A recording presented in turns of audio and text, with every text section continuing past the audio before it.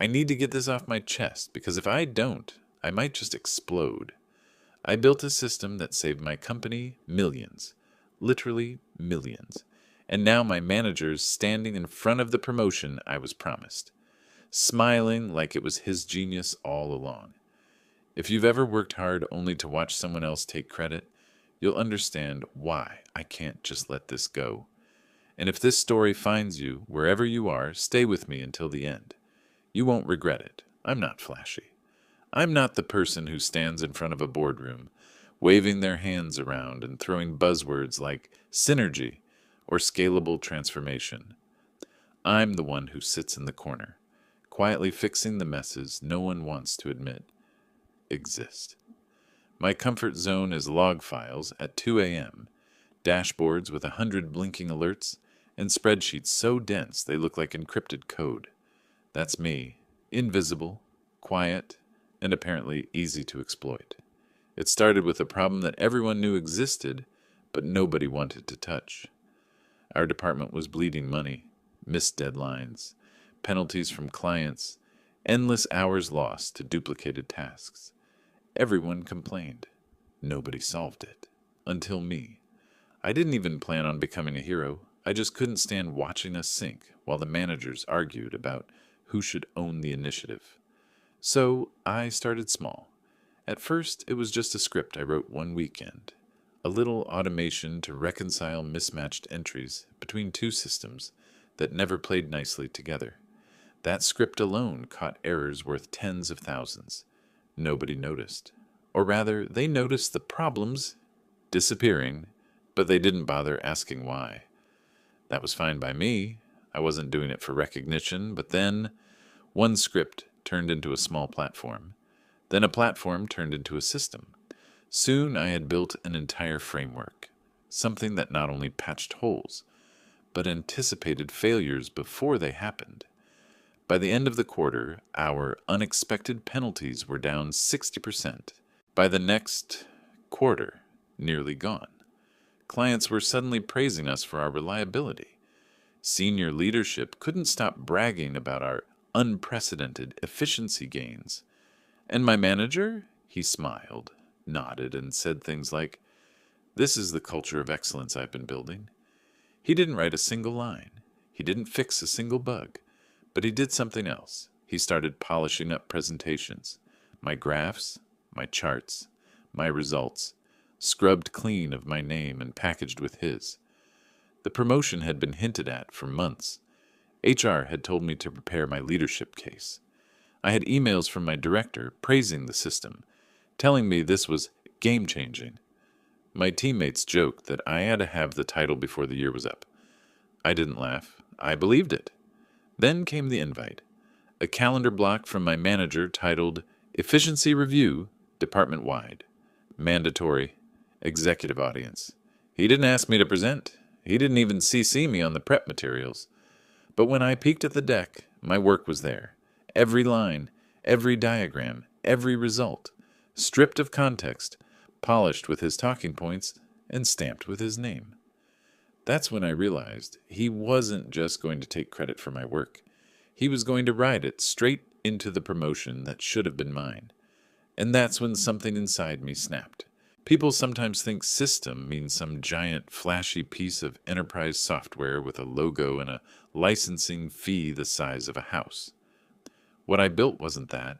It was a Frankenstein of scripts, dashboards, and logic gates, duct taped together with Python, a little SQL sorcery, and an obsessive amount of testing. But that mess of code was the reason our department stopped bleeding money. Here's what the numbers looked like before. Average reconciliation errors per week, 200 plus. SLA penalties from clients, 150,000 plus per quarter. Overtime log just to fix mistakes, thousands of hours. Here's what happened 3 months after my unofficial project went live. Reconciliation errors, fewer than 20 per week. SLA penalties, 0. Overtime, cut in half. I still remember the first time my automation stopped a major fine. A client had threatened to terminate their contract because of repeated invoice mismatches. My system flagged the mismatch, corrected it, and sent a notification before the client even noticed. What could have been a six-figure penalty turned into a "thank you for being proactive" email. Did my manager reply all to that email with a smiling emoji and a "this is what excellence looks like"? Of course. Did he CC me? Of course not. The deeper I went, the more I realized just how much money was slipping through the cracks. Take one example. We had a vendor that billed us per transaction. Every time an error was logged and reprocessed, we paid double. Nobody had bothered to calculate what that meant over a year. My system stopped 12,000 reprocesses in the first quarter alone. That was nearly $400,000 in savings, documented, provable. And yet if you looked at our internal reports, the credit line always read, "Management initiative to improve efficiency." Not my initiative. Not even team-led. Just management. Him. It wasn't just money either. Clients noticed. One in particular, a global logistics firm, had been on the brink of dropping us after a disastrous year. Suddenly, their KPIs improved so much that their CEO called into our quarterly review just to congratulate whoever was responsible. My manager smiled like he'd just won the lottery and said, "That's the culture we've built." Meanwhile, I sat there muted on the Zoom call, listening to my own charts get paraded like trophies. At this point, you might think, why didn't you speak up? Here's the thing. In corporate culture, especially where I work, you don't just raise your hand and shout, "That was me." That's career suicide. If you undermine your manager, you get labeled not a team player. If you stay quiet, you're humble. Guess which one gets you further, at least on the surface. Still, I wasn't completely naive. I kept my receipts. Every script I wrote was version controlled. Every dashboard had metadata with my username. Every deployment carried my credentials. I wasn't looking to weaponize it, but I also wasn't about to let years of my work disappear into someone else's PowerPoint slides. Then came the first real crack in his performance. During one of those efficiency reviews, a client asked how the system predicted failures before they happened. My manager stuttered.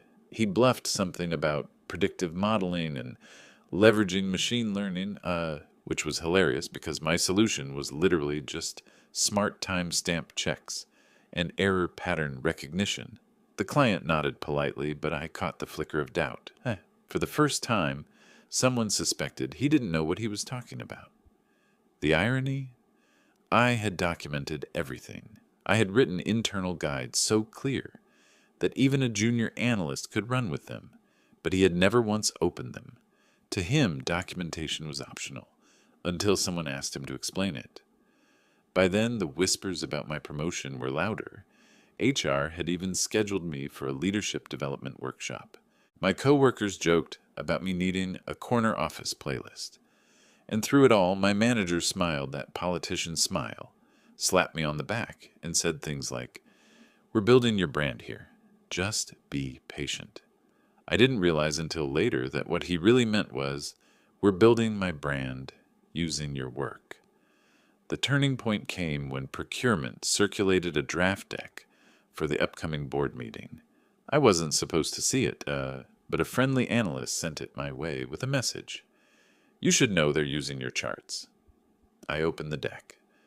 There it was, my entire framework, rebranded as the Efficiency Initiative, his name plastered on every slide, my notes scrubbed out, my diagrams redrawn with new colors and a different font, but unmistakably mine.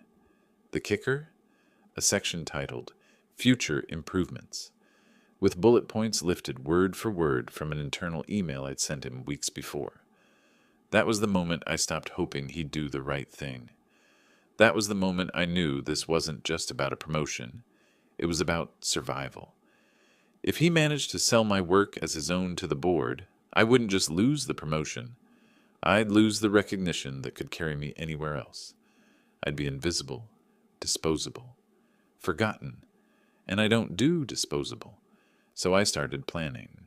The day of the department town hall felt like a setup, long before it even started.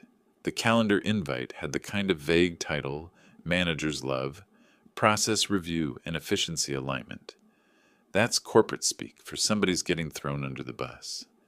I walked into the conference room, laptop in hand, and immediately noticed something off. The big screen was already projecting his deck, the one I'd seen circulating, my charts, my graphs, my system, all under his name. Colleagues shuffled in, coffee cups in hand, making small talk. My manager stood at the front like a game show host, hands clasped, flashing that smile that didn't quite reach his eyes. "Today," he said, "we're going to take a critical look at how we work, what's bloated, what's inefficient, what's dragging us down." I froze. That word, bloated. I knew exactly what he was about to do. He wasn't just stealing my work, he was about to discredit it. Slide after slide, he picked apart my system. Screenshots cherry-picked to look confusing. Snippets of code isolated from context. He called it overly complicated, unscalable, and, my favorite, not aligned with best practices. I sat there, hands clenched, while people shifted uncomfortably in their chairs. Most of them knew the truth. They had seen the results. But in corporate life, truth is less powerful than presentation, and he was a master of presentation. Then he made the mistake. He pulled up a screenshot of our shadow environment, the backup instance I had created with legal sign-off. It was essentially an insurance policy. If the main system failed, the shadow kept everything running while we patched. He pointed to it dramatically. "This," he said, "is the kind of redundancy we don't need. It's wasteful. It duplicates costs. I'm ordering it shut down today." My jaw nearly hit the table. He had no idea what he was talking about. That wasteful redundancy was the reason we hadn't had a catastrophic outage in over a year. Without it, if something broke, we'd be down for days and liable for millions in penalties. And here's where his arrogance became my weapon. "Excuse me?" I said, raising my hand. My voice didn't shake. It was calm, deliberate, the kind of tone you use when you know you're about to gut someone with their own knife. "Just to confirm, are you instructing us to shut down the shadow environment today? Right now?" He smiled like a politician cornered in an interview. "Yes, it's unnecessary overhead.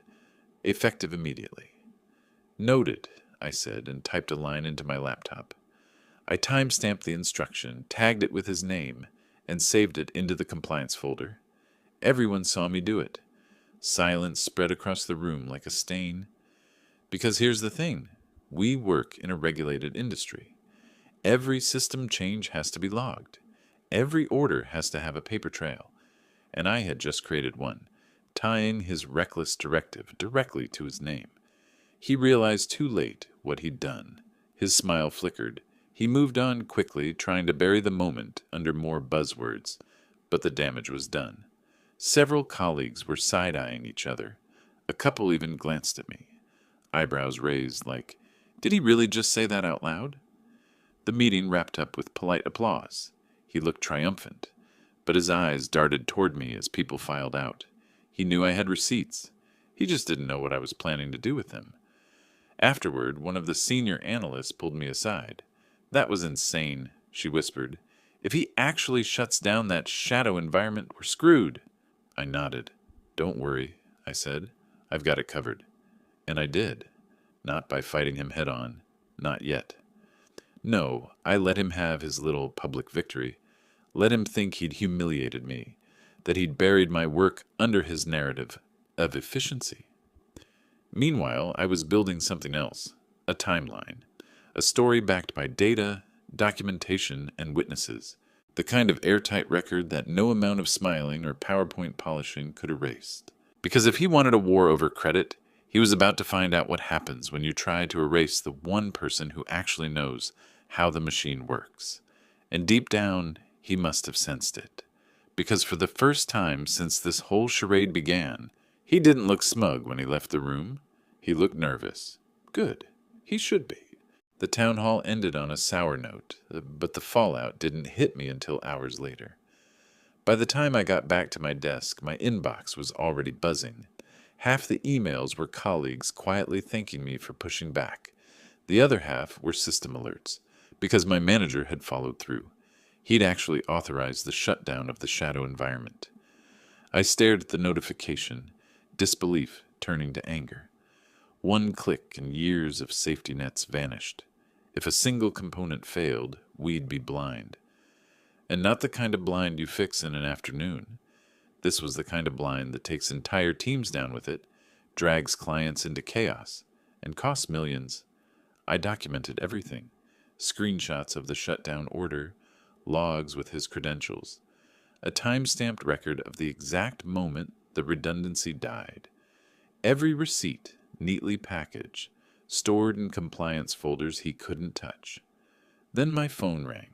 It was a client, not just any client, the logistics firm that had been praising us for months. Their head of operations didn't waste time on pleasantries. "Listen," he said, "we know it's you behind the improvements, not him. If you ever think about leaving, call me first. We'll make room." I froze. No, nobody had ever said it so plainly. I stammered something about being committed to the team, but my heart was pounding. For the first time, I realized I had leverage. Real leverage. 2 hours later, it happened again. This time, it wasn't a client. It was a recruiter from a partner firm, one we'd worked with for years. She told me they'd been watching our numbers. "If you're the brain behind that system," she said, "we want you here. Director level. Day one. Director. Day one." While my own manager was trying to erase me, outsiders were lining up to offer me the recognition he was stealing. That night, I sat alone in my apartment, laptop open, staring at two choices. Option 1, stay quiet, hope my manager eventually gave me the crumbs of recognition, and maybe, just maybe, get the promotion I'd been promised. Option 2, take control of my own story, even if it meant walking away. The choice wasn't as easy as you'd think. I had loyalty to my team. They weren't the problem. They relied on me, and I didn't want to abandon them. But loyalty to a system that chews you up and spits out your credit? That was suicide. The next morning, the decision made itself. HR scheduled me for a career development conversation. That's corporate code for we're about to dangle something shiny in front of you to keep you quiet. I walked in and found my manager already seated, grinning. "We see you as a valuable team member," HR began. "But leadership roles require visibility, and right now, your manager is the face of this initiative." Translation: sit down, shut up, keep working, and maybe one day you'll get a gold star. I looked my manager in the eye and said, "Then consider this, my resignation." The grin dropped. HR blinked, caught off guard. My manager sputtered something about team disruption and continuity risk. But I was already sliding my letter across the table. A clean break. No data taken, no bridges burned. Just a concise statement citing hostile work environment and misattribution of work as my reason. Walking out of that room felt like stepping off a cliff and discovering I had wings. Of course, the aftershocks hit immediately. My access was revoked within the hour. My manager started a whisper campaign about me being unstable and unable to handle pressure. He even emailed the board assuring them that continuity is secured and nothing critical relies on any one individual. But he was wrong, critically wrong, because clients don't follow logos. They follow results. They follow trust. And within a week of my resignation, I learned just how fragile his empire really was. The first call came from the same logistics client. "We want to move our account," they said bluntly. "Wherever you go, we go." And that was just the beginning. When I handed in my resignation, I thought the fallout would take months. Corporate machines are slow. Contracts, politics, NDAs. Everything moves at glacial speed. But apparently, when you rip the heart out of a system, people notice faster than you think. It started with one client. The logistics firm I mentioned earlier didn't just threaten to move. They did. They sent a formal request to transfer their account, and their first call was to my new firm. Not because I pitched them, not because I poached them, but because they trusted me, not the brand. Their COO literally said, We've worked with him long enough to know who actually runs the show. My old manager panicked. He blasted emails to the board claiming he had transition plans and continuity measures. But while he was writing memos, the actual work was crumbling. See, when he shut down the shadow environment, the cracks didn't appear immediately. Systems don't explode right away, they rot. The first week, nobody noticed. By the second week, error logs started stacking. By the third week, SLA violations began pinging compliance. And without me there to quietly sweep it up, there was no one to stop the bleeding. I heard about it from ex-coworkers who messaged me off the record. We're missing deadlines, left and right. Clients are furious. He keeps telling them it's a temporary hiccup. Honestly, we all know this is because he killed your backup. Meanwhile, I was settling into my new role at the partner firm, director level, as promised. My new office wasn't fancy, but the respect was immediate. They didn't ask me to prove myself. They already knew. They handed me resources, a team, and one directive. Build here what you built there. But this time, with your name on it. And the timing couldn't have been better. Within 2 weeks, 3 more clients reached out to me directly. One of them had never even interacted with me personally, but they'd heard from others how much of their miraculous efficiency had been my doing. Word travels fast when money's on the line. At the old company, panic turned to desperation. My manager doubled down, trying to spin the narrative. He told the board that client churn was part of a strategic portfolio realignment. That's the kind of corporate phrase people invent when they're drowning. But even the board wasn't buying it anymore. They'd seen the KPIs spike under my system, and now they were watching those same KPIs nosedive. And here's where the irony kicked in. The very compliance logs I had carefully maintained, the ones with my name stamped on every improvement, every deployment, every safeguard, were now being reviewed by auditors. And every time they opened a file, my name was there, not his.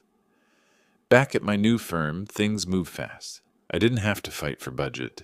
I didn't have to beg for buy-in. They wanted results, and I knew exactly how to deliver.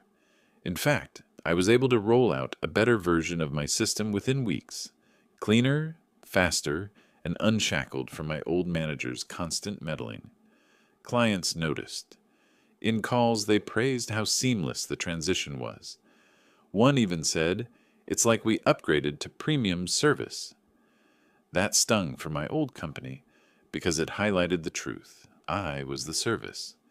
By the end of the first quarter, 5 major clients had moved over. That wasn't just revenue lost, it was reputation. My old firm's competitors were circling, whispering about leadership instability and client dissatisfaction. And my ex-manager, he was flailing. He sent out a desperate email blast trying to reassure staff, "We remain committed to excellence. Leadership is fully in control." But the more he tried to tighten his grip, the more it slipped through his fingers. The best part? I didn't lift a finger to make it happen. No underhanded sabotage, no shady recruitment. Just quiet competence and proof of work. People followed because results speak louder than PowerPoints. Still, I knew what was coming next. The board couldn't ignore the hemorrhaging forever. They would demand answers. They would demand receipts. And when that happened, all roads would point back to one truth. He hadn't built a damn thing. And I had the paper trail to prove it. The breaking point came sooner than I expected. By the end of the quarter, the board could no longer ignore what was happening. Revenue was dropping, clients were walking, and the once miraculous efficiency gains had turned into missed deadlines and mounting penalties. That's when the board called for an audit. At first, my ex-manager acted confident. He strutted into the review meetings like nothing was wrong, throwing around words like transition turbulence and scalable pivot. He told his team, "Relax, I've got this." But here's the thing about audits. They don't care about your buzzwords, they care about receipts. And receipts were my specialty. The auditors pulled compliance logs, deployment histories, access records, everything. And guess whose name showed up on every single line of improvement? Mine, not his. Not management. Me. The first red flag was the shadow environment shutdown. In the logs, his credentials, time-stamped. In the meeting minutes, my question confirming his directive, recorded. In compliance storage, the exact moment he pulled the plug. It was like a neon sign flashing reckless negligence. The second red flag was the KPI manipulation. Turns out, while I had been building the system, he'd been quietly tweaking dashboards to make himself look good. He reclassified overtime hours as training, pushed defect logging into future sprints to hide failures, and even altered metric baselines so his gains looked bigger. On paper, it looked like magic. In reality, it was fraud, low-level corporate fraud, but fraud nonetheless. When the auditors presented their findings, the board wasn't just angry. They were blindsided. They'd been bragging about efficiency culture to shareholders, only to discover it was one person's work, erased and repackaged by someone else. HR got involved next. They pulled single sign-on logs, chat transcripts, and internal email threads. They saw how often he forwarded my documentation without my name. They saw the procurement deck scrubbed of my notes. They even found that section in his board presentation, the future improvements slide, copied word for word from my email. The panic set in fast. Colleagues told me later that he stopped coming into the office as often. When he did, he looked pale, distracted, muttering about misinterpretations and context. He started calling emergency meetings at odd hours, grilling the team for loyalty. We're all on the same page, right? We built this together. But everyone knew the truth, and fear has a way of loosening tongues. Meanwhile, I was thriving. My new firm celebrated every win, plastering my name on project updates. Clients who had moved over were sending glowing testimonials. My system was running smoother than ever, and my team, my actual team, was excited to work, not terrified of being erased.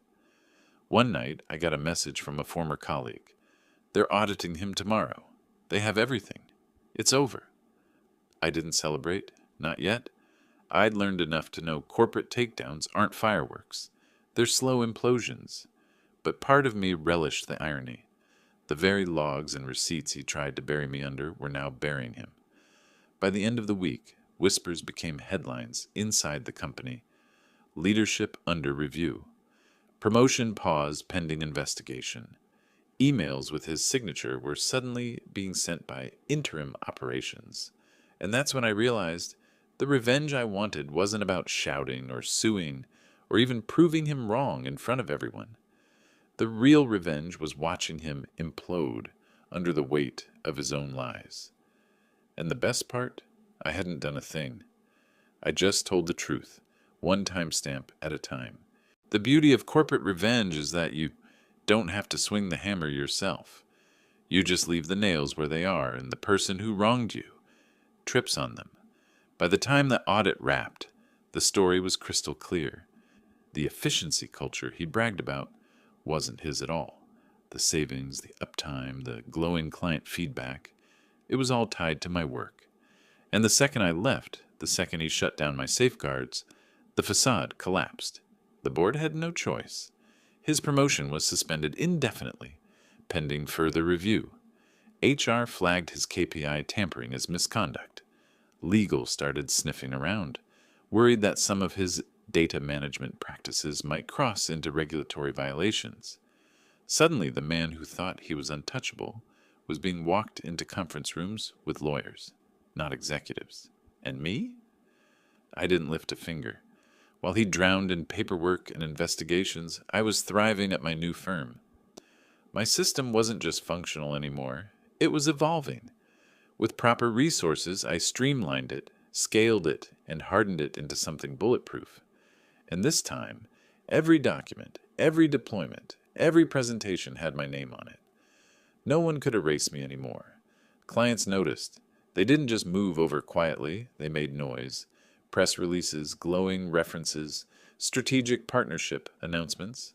My old firm had to watch as their biggest accounts praised me by name. Imagine being him, scrolling through LinkedIn, seeing your ex-clients celebrating the person you tried to erase. That was karma, gift-wrapped. And then came the moment that sealed it.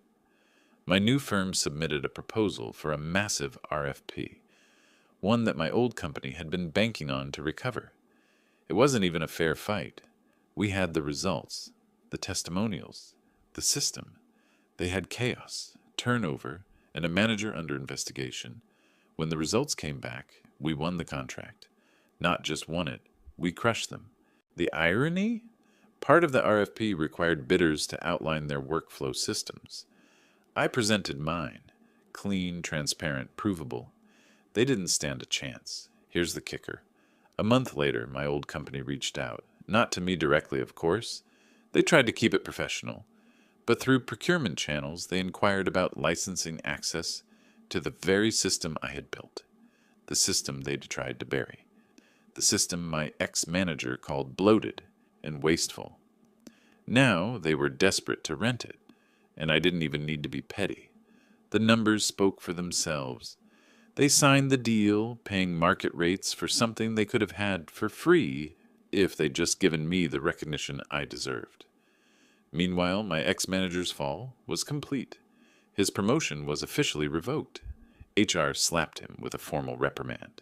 He lost his leadership responsibilities and was quietly moved into a special projects role, a corporate purgatory where careers go to die. No courtroom drama, no screaming match, no vindictive sabotage, just the quiet, inevitable consequences of arrogance meeting receipts. And me? I wasn't even angry anymore. Watching him unravel wasn't about revenge. It was about closure. He tried to erase me. Instead, he erased himself. When people think of revenge, they picture fire and fury, lawsuits, public takedowns, shouting matches in boardrooms. But the truth is, the sweetest revenge is quiet. It's watching the person who tried to bury you choke on their own lies while you walk away free. By the time the dust settled, my ex-manager was a ghost of the man who once strutted into rooms with that smug politician's smile. The promotion he'd clawed for was gone, his reputation shredded. He wasn't leading town halls anymore. He was buried in a cubicle working on special projects that nobody cared about. The kind of role you give someone when you can't fire them outright, but you need them out of sight. And the irony was brutal. The system he'd called bloated and inefficient was now licensed back to my old company at market rates. Every month, their finance team cut a check that eventually landed in my new department's budget. They were literally paying for the privilege of using what I had once given them for free. Meanwhile, I was thriving. My title wasn't just director, it was leader, architect, builder. I had a team that respected me, clients who trusted me, and executives who didn't just acknowledge my work, they celebrated it. My name was on presentations, on contracts, on successes. For the first time in my career, I wasn't invisible. And then came the invitation. The board of my old company reached out, not to offer me my job back, not to apologize, but to hire me as a consultant. They needed me to help train their staff on the very processes I'd pioneered, and they were willing to pay triple my old salary for a fraction of my time. I accepted, on my terms. I didn't go back to fix everything. I didn't play savior. I ran a handful of training sessions, laid out the frameworks, and walked away. It wasn't about the money. It was about control, about showing them that I was no longer the invisible worker in the corner. I was the name they couldn't ignore. The last time I saw my ex-manager was in one of those sessions. He sat in the back, silent, scribbling notes like a student. The same man who once stood in front of the department, tearing down my work, now taking instructions from me. I didn't gloat. I didn't smirk. I didn't need to. The room did it for me. The respect, the questions, the attention, they all flowed my way. He was just another face in the back row, forgotten. That night, I walked out of the building, phone buzzing with messages from my new team celebrating a big client win. For the first time in years, I didn't feel tethered to my pager, waiting for the next fire drill. I turned it off, slipped it into my bag, and kept walking. The real victory wasn't the promotion, the title, or even the revenge. It was freedom. Freedom from being erased. Freedom from living in someone else's shadow. Freedom from the idea that hard work only matters if someone else validates it. Because the truth is, I didn't just build a system that saved millions. I built a system that saved me. And in the end, that was the only credit I ever needed.